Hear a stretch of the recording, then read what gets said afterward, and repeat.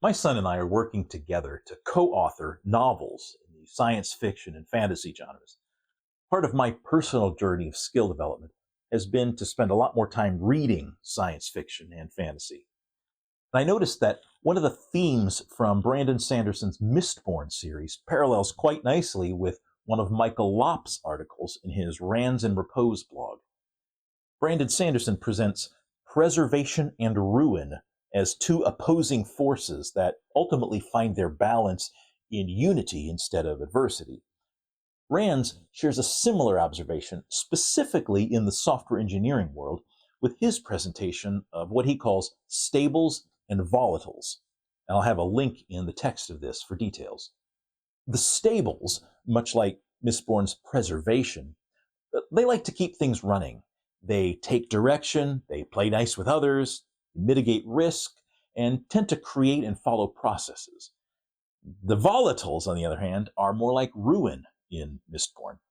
Risk excites them. They like to move fast and break things.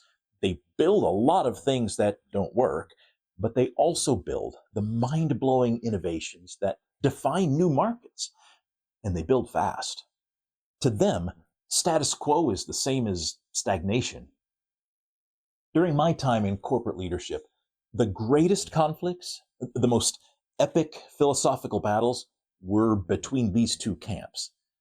The problem was as described in Rands. The two sides were unable to comprehend the value of the other's positions. Decisions were right and wrong, good versus evil, genius or imbecile.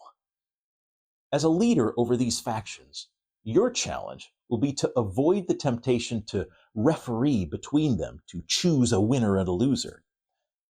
Just as growth and decay in nature are both crucial to a sustainable ecosystem, stability and volatility are also crucial to a sustainable long-term business.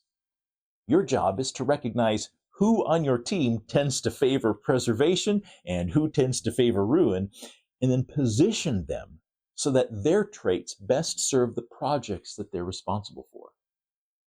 You probably also have a personal leaning in favor of one of these two factions. As you take on greater leadership roles, it will become increasingly important for you to personally see value in both the stables and the volatiles.